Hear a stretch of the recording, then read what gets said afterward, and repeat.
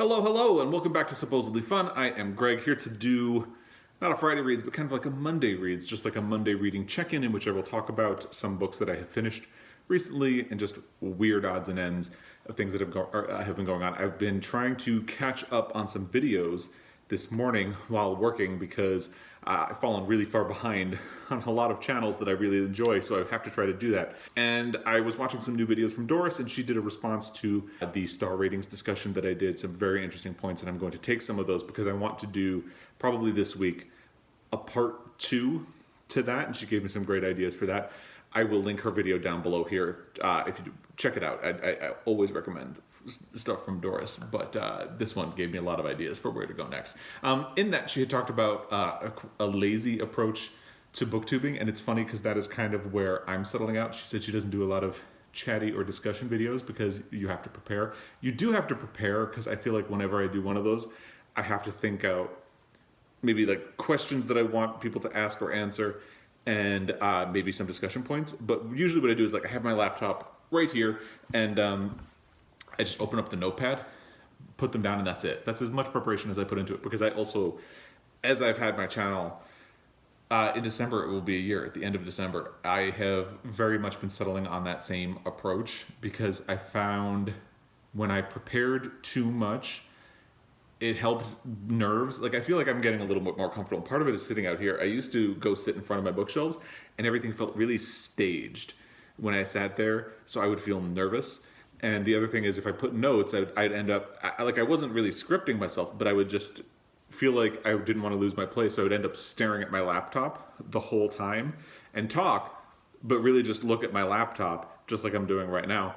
And that was kind of how it would go. And I'm finding I feel a little bit looser.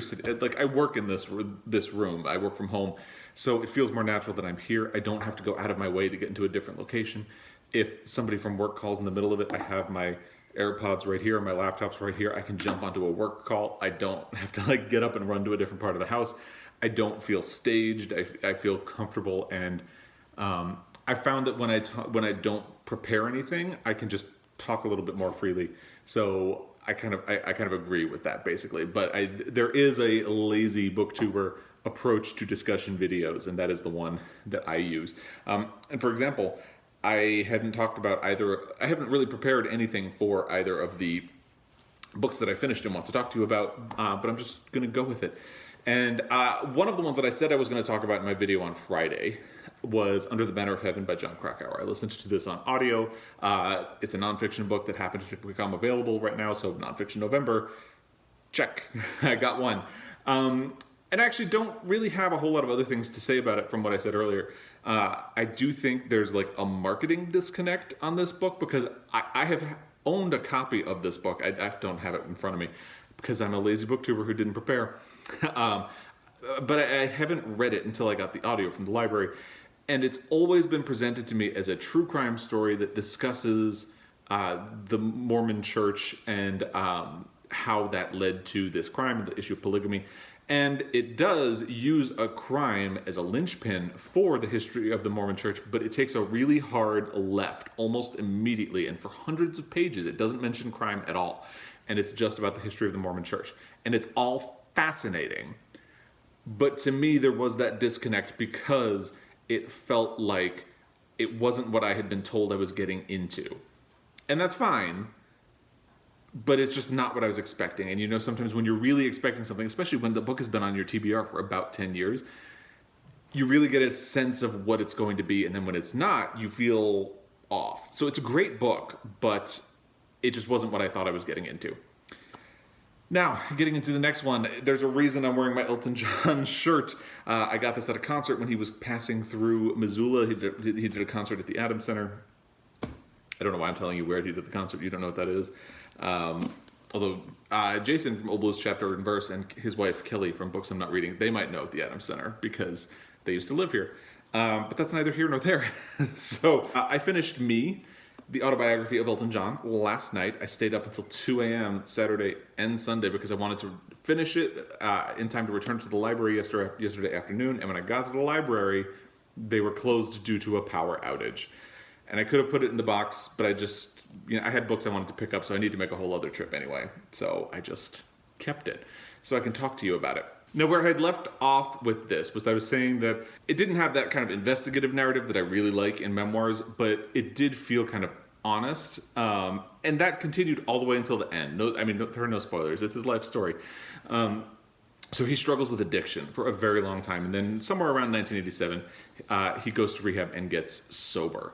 And it feels like up to that point, and even a little bit after, he's very honest about his life and the bad things that he did, because he just kind of generally doesn't care if you judge him, which is refreshing. But also, it's kind of like there's a separation, because it's like, I was acting like a jerk, but I was also hardcore addicted to drugs and alcohol and in a really bad place in my life. So, that's what it is. And that feels kind of refreshing. As his life goes on after he gets sober, it starts to feel like he's doing that thing that I don't like in celebrity memoirs, which is not necessarily, I don't think he's spinning necessarily, but it doesn't feel like he's being as raw and unfiltered honest as he was in the first part. It does feel like there's a little bit of image management that's coming into play. And part of that is around the idea of him becoming a father. Just as an example, because his husband, David Furnish, had wanted to be a father for a while, and he finally came around to the idea when he met a boy in an orphanage and immediately wanted to adopt him. Well, the adoption was not possible. It fell through. And then a little while later, he was in another orphanage, met a boy in the Ukraine who he wanted to adopt, immediately publicly spoke about it. And it became a whole thing, because then the Ukraine was like, you're a gay couple, we can't let you adopt a kid. And then the media brought in the woman's mother to try to get her story, and because you can only adopt a kid that has not been visited by their parent for a year. So the very fact that someone from the media brought the mother to the orphanage to get her point of view made it impossible to adopt the kid for another year. So it became a whole thing. But his spin on this was that during that process, he and his husband learned that if a child is in an orphanage for about 18 months, it'll never adequately leave them. They haven't gotten the proper nurturing in their lives, and it's just not going to be a good situation. So the way he's spinning that is that, well, we had to pursue having kids biologically because adoption just wasn't possible. Now, let me tell you, as a foster father, it feels like that's the point. Like, it's not that there's no turning back for a kid who... I put the book down because I got angry. That's the point. It's like, yes, if a kid has been in an orphanage for 18 months in somewhere in Africa or in the Ukraine, or even in a group home or a foster home here in the United States, it's going to leave an impact on them. It's going to be very hard, even if they're young, to help them get over that. But that doesn't mean you don't do it. That doesn't mean you don't try. That doesn't mean it's impossible. So that really bothered me. You can tell I got really worked up about that. And especially young kids, yes, there will be trauma attached to their stint in it. But they're like, young kids especially, are like rubber bands. So that bothered me. But there was this spin, because he's presenting it as, oh, well, adoption was impossible for us, so we had to have a biological kid. And it's like, no, you didn't have to have a biological kid. You had the money to do it, and you wanted a biological kid, so you did it. That's fine. Just say that. But the end of the book, like, that one hit me personally. But the end of the book, it has a couple of things like that. And even when he meets David Furnish, David is a marketing executive for a large advertising company. Suddenly, after they start dating, he talks about David producing a movie for him. And then David's suddenly a producer. And it starts to see, and the way he's talking about it is like this was a natural progression of David Furnish's career. Well, no, that's not a natural. You don't go from advertising to producing movies. Did you get him a job? Is that what you're trying to cover up? So, I don't know. I started having all of these kind of questions about things that happened in the end of the book.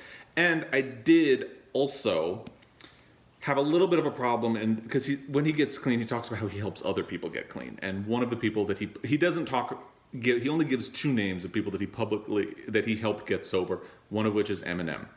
And because Eminem has talked about it publicly, it's known, so he leaves the other ones out of it. But while he's talking about Eminem, he talks about how, oh, people were so mad that I have a relationship with Eminem because he had so many hateful lyrics against gay people. But, it's just a song he's writing as a character, which seemed really obvious to me. And I don't really believe that Johnny Cash shot a man in Reno just to watch him die. Which is fine. That's true. Obviously, there is, people talk about being criminal or gangster a lot in songs, and we give them a little bit of leeway, understanding that they might not be. But here's my thought on that. There's a cultural norm around something like murder. So Johnny Cash says, I shot a man in Reno just to watch him die. Everybody knows that would be a bad thing to do. Hate crimes are still controversial for a lot of people. So it's not the same thing. That is not a one-to-one comparison. For instance, I live in Montana. Shortly after I moved here, we have a Democratic governor. And that governor was trying to put legislation that would make it increase the penalties for committing a hate crime, and would make it illegal to discriminate for employment or just other purposes on the basis of sexual identity, like whether or not you're gay or not, or straight. That was a hugely controversial issue here in Montana, and it's a hugely controversial issue in other states. And really, all that law says is that if someone tries to beat me to death, hopefully they wouldn't succeed, but if they try to do that, they will be held legally accountable for it. That's all the law is, and it's a controversial thing. So, and not to go on a tangent, but now the Democratic governor of my state is running for president because he cannot run for governor again in Montana. He's getting termed out. So if we get a Republican governor, that anti-discrimination, anti-hate crime law that he got into effect is back on the table, which could impact me and all of the other gay people I know that live in Montana. So it's easy to be flippant and say, it doesn't really matter, he's just playing a character. But playing a character like that matters when there are a lot of people out there who don't think that's bad. Generally speaking, we know murder is bad, crime, like stealing is bad, but there are a lot of people out there who think it's okay to discriminate based on sexual identity and things like that. So I think it's very flippant. And I didn't like that. So I had a lot of problems with the ending of this book. As you can tell, I've ranted about it for a while. Still a fan, still love the music. I would still recommend this book because I do feel like the first half is a really raw and unfiltered look at addiction and how hard it is to get sober and how hard it is. He talks about it specifically from the angle of fame, but when you surround yourself with people who don't call you out when you're doing something bad, he talks about that a lot, and I feel like we all need that in our life. You need somebody who's going to tell you the real. And me, as a native New Yorker, I really appreciate people. Two of my best friends in the world are people who, if you're telling them a story like you're irritated about something, they'd be like, oh, honey, you're the one with the problem here. And you need that. So, but I didn't like the spin in the last part of this book. And I think it was really disappointing to get to that. I was originally thinking that once I finished this book, I could do a comparison, because I've only done, I think, 2 comparisons of adaptations. I was thinking that I could talk about, do a specific video comparing this to the adaptation Rocket Man, which was based on his life. And I'm not going to do it because there are actually not too many differences. They don't take too many liberties with his life. And I think the differences are not actually that interesting to talk about. For instance, they make things a little more cinematic. In the movie, this is not a spoiler because it happens in the very first scene, he storms out of a concert and goes right into rehab, still in his costume from the concert, and sits down and starts telling everybody about his life, and the rest of his life story is told in flashbacks. In real life, there was no light bulb moment in a concert where he walked out and went straight to rehab. That did not happen. There were a series of smaller incidents that led him to the realization that he had a problem and he needed to go. And I get it. Series of smaller moments compared to one big moment. So that's the biggest change in the book. The other most significant one is that he actually moved a lot as a child, but in the movie he has one child at home, and his grandmother is a solid presence throughout his childhood, but he only lived with his mother until he was about 4 or 5 in the real life. None of that is interesting enough for a video. There are some differences, but it's actually pretty raw and unfiltered, honest, like the book is for most of the journey. So there you go. That's one rant. ranty review. So let's get to the one I teased you with on Friday, which is A Ladder to the Sky by John Boyne. This is the winner of the first BookTube prize. I've heard mostly positive reactions to this book on BookTube here. Interestingly, the only John Boyne book I had read before was The Heart's Invisible Furies, which was my favorite book the year it was released. Love that book. I had started this book last year, only got, I thought 15 or 20 pages in. Turns out I got 30 pages in because after 30 pages, nothing was familiar. And I didn't finish it because I only had temporary access to it, and I had to go back. And I wasn't sure I was liking it. So I let it go away, and now I'm kind of revisiting it, and I actually finished it. Was it worth it? I'm going to say no. I do feel like it was worth reading because I can now talk about it in a knowing way, having finished it. Now, this was a buddy read with Sean the Book Maniac. He has already done a video about his response to it, which is basically the same as mine. We were very in sync on this read. I will link his review down below. And really, I would not have finished this book. Like, real talk, I would not have finished without Sean, because I don't think I would have gotten through the last part in particular. I was so irritated by that point that I was really ready to just put this down and walk away and not come back. But because it was a buddy read and Sean was committed to finishing it, the Empress of Bailing committed to finishing the book. I was duly impressed, Sean. I don't think I told you that. And he got me. The Empress of Bailing got me through a book without bailing. Go figure, guys. The world is a wild place. So here's the down low on this book, and I understand why a lot of people do like it. Maurice Swift is the central character of this book. You only hear from his perspective directly in the last part. This book is divided into 3 parts. Maurice has 2 great ambitions in life. He wants to be a famous writer, the best of his generation, and he wants to be a father. Why does he have a burning need to do either of these things? Unknown. He's kind of a very paper-thin character. All of the characters are basically paper-thin. You kind of just have to accept that those are his motivations. The one for writing makes a little bit more sense. I don't know where his need to be a father comes from. It doesn't really make sense. And in fact, no spoilers, but when he does eventually become a father, he suddenly realizes, oh, parenting is work. Maybe I didn't want this. It's like, yeah, parenting is hard, dude. What gave you the impression that you were suited for it? So there's that. So in the first section, it's told mostly from the perspective of Eric Ackerman, who was born in Germany and leading up to World War II, and eventually left Germany and has been living in England for a very long time. He has been a professor at Cambridge and a writer. His novels were mostly kind of living in obscurity, and then he unexpectedly won a prize. What this prize is, it's only referred to as the prize throughout the book. It sounds like a Booker Prize type award. There's a long list and then a short list, so it sounds like it's the equivalent of that, basically. And once he wins the prize, he becomes very notable. He is in a restaurant in Berlin when he meets Maurice Swift. They have a conversation. Maurice Swift reminds him sharply of someone he knew from his childhood or adolescence. A straight man that he fell in love with and could not have. So he becomes obsessed with Maurice, like immediately, just obsessed. And again, you have to kind of take that. He has secrets about his life in Germany leading up to World War II that he has told no one over time. So you have to believe that the fact that Maurice resembles someone from his childhood that he was obsessed with makes him obsessed with Maurice, so much so that he begins revealing all of his secrets to Maurice. Maurice ends up using Eric Ackerman very badly and ditching him and leaving him in disgrace, publicly in disgrace, for having known Maurice. The ways in which the plot progress don't make sense to me.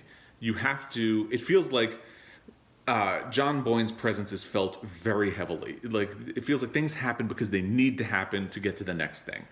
And The Heart's Invisible Furies, it has that kind of plotting. But I was able to go along with it in that book because the book has a slightly satirical sense about it. And because of that, I'm able to go along with plotting that is based on like coincidences and conveniences and, you know, making sure somebody's in the right place at the right time for something to happen, even if it strains credulity.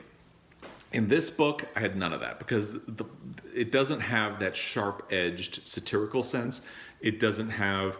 the characters are not super deep in The Heart's Invisible Furies, but all of the things I'm willing to forgive about that book really bothered me about this book. The characters are really really just shallow. Hello, real quick, this is me editing the video, realizing I forgot a couple of things that I wanted to mention. The big one that I wanted to try to add in was that something interesting about the book is that the whole point is that Maurice really wants to be the best author of his generation, and he has skill as a writer, but he can't come up with ideas. He's really bad at plots, and that is why he steals other people's stories. That is the whole premise of the book. What's interesting, and I don't feel like the book interrogates this enough, so he steals Eric Ackerman's story in the beginning. That's the first part of the book, no spoiler. But, and this is a little bit of a spoiler, not much. If you don't want any kind of spoilers, skip maybe a minute ahead. His second book is something that he writes entirely on his own. And throughout the book, people tell him, people who have read all of his work and are familiar with it, will tell him that that book is their favorite of his. And the book never interrogates that because the entire premise is based on this idea that he is completely incapable of coming up with stories on his own. But people who are familiar with his literature and smart people who know books really like the one that he did on his own. And the book either remains stubbornly unaware of that fact or doesn't really... It just doesn't... It throws it out there, but it doesn't do anything with it. And I thought that was really frustrating. So, because that could have been really interesting, this idea that he doesn't think he has the skill, but he actually might. Also, not for nothing, it's not that hard to come up with ideas to write a book. You know, Geraldine Brooks won a Pulitzer Prize for writing Little Women from the perspective of the father who has not been around for the entire book. William Styron won a Pulitzer Prize for imagining the life of Frederick Douglass. If you have trouble coming up with plots, there are so many different things you can do. Zadie Smith wrote an entire book called On Beauty that is basically a modern version of Howard's End. You know, there are so many ways around not having ideas, and the book never really deals with that either because it wants you to take it at face value that Maurice has to be underhanded and steal these ideas. But also, it doesn't interrogate the fact that the one thing he did on his own could actually be his best work. And I missed that. Okay, but back to the rest of the video. And Sean talked about this in his video based on a conversation we had about the book. Maurice is coded as gay in the first section of the book. You find out, this is not really a spoiler, you find out that he actually doesn't have, he's almost asexual, actually. He's not physically attracted to either men or women, but he knows that he can use his appearance and the sexual attraction that people have toward him because of his appearance to his advantage, so he's willing to go along. Now, in the beginning, he goes after men. First Eric Ackerman, then he dumps Eric Ackerman and leaves him in the dust for Dash Hardy. Don't you love that name? I did. An American author who is not very well respected, but has all of the right connections. And then he gets Dash Hardy to introduce him to Gore Vidal. Gore Vidal sees right through Maurice, which was wonderful. But he's almost exclusively using men in the first part. That's the first 100 pages of the book, so it's not really a spoiler. And then he shifts. He's married in the second half. And it's like, well, if your ultimate goal is to have a kid, even though you're basically asexual, why would you be using men? Because here's the thing. Eric Ackerman, it makes sense because that's opportunity presenting itself, and he takes advantage of it. Cool. He meets Dash Hardy at a dinner for Eric Ackerman in a museum. At that same dinner, a female author expresses interest in him and helps introduce him to her publisher, which helps Maurice get his first book deal. And instead of pursuing her, he deliberately goes after Dash Hardy, a male, instead. So why does the first half of the book spend so much time putting him in the company of men when it's not something he's interested in and it's not going to be something that he pursues throughout the rest of the book? And I feel like this is a recurring problem in the book. For instance, in the second half, he has a wife. This wife is African American, we find out, as it progresses. Now, this is set in the early 1990s, that portion of the story.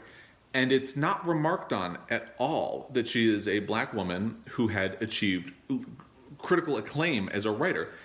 My memory is that the only black female author who had a lot of critical acclaim in the early 1990s was Toni Morrison.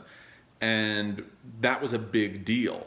So it feels wild that nobody is commenting on this achievement of hers as a woman of color. And that, I could get over that. But she has this insane sister who's basically a sociopath. She kind of has, she's basically Maurice, but more honest about what she's doing, but less self-aware of what she's doing.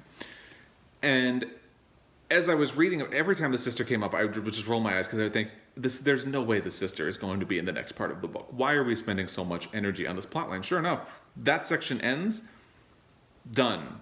We're not concerned about what happens with the sister again at all. And that keeps happening again and again. And at the same time, so you waste a lot of time on things that are not going to ultimately be important.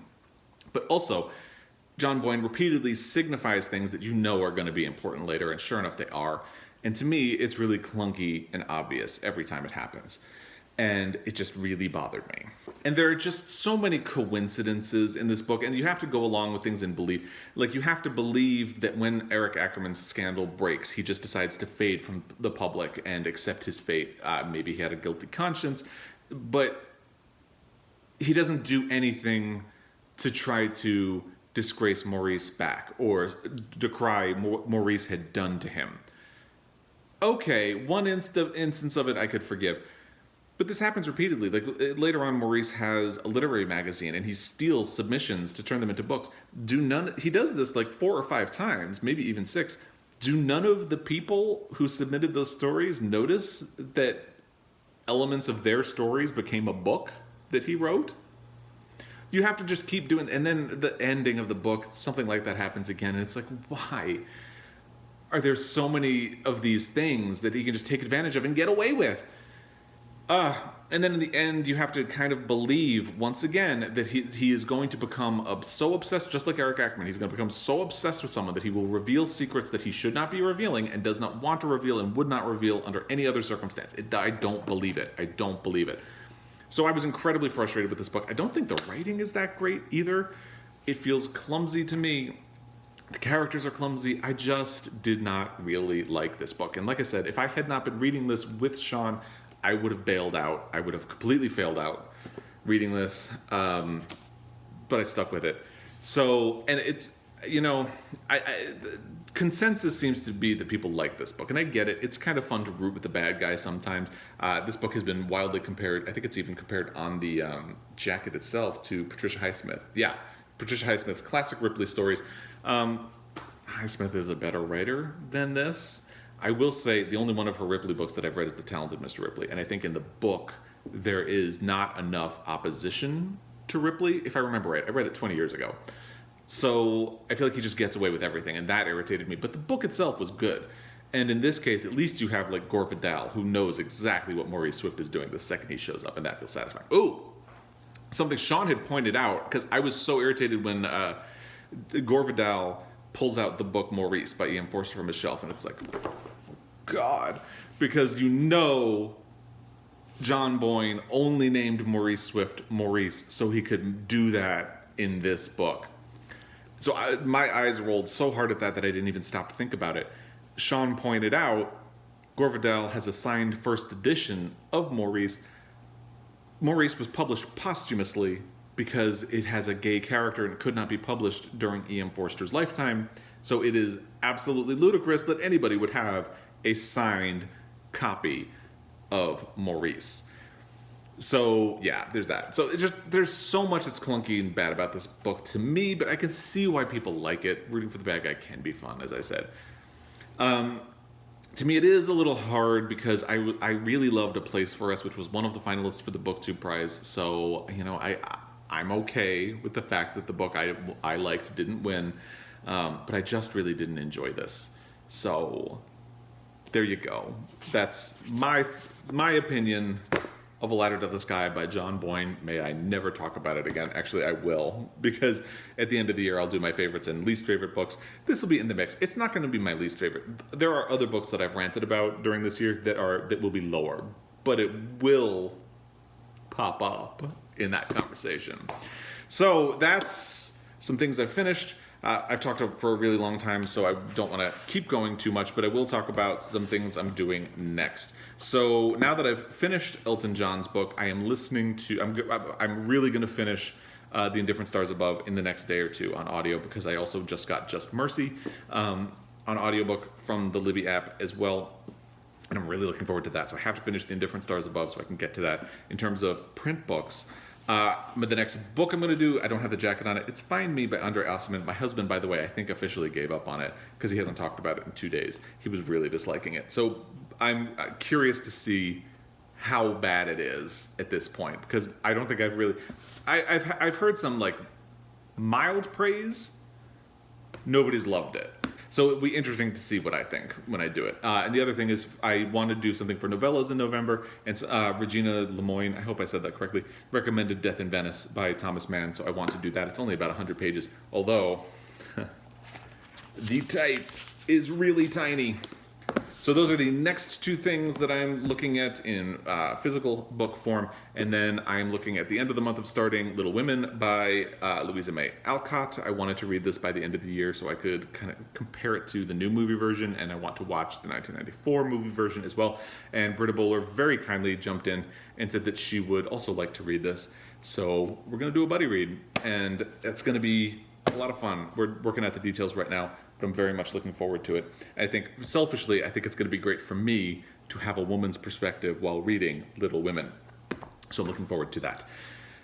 That is everything that's been going on in my bookish life. I have talked a lot, so I should get back to work for one thing, but I will let you go.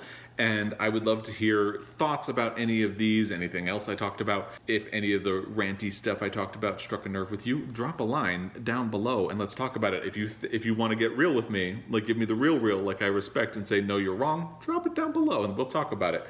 And as always, thank you for your time watching this, especially if you watched the whole half-hour video. That is very appreciated. And as always, I will be back. Until next time, happy reading.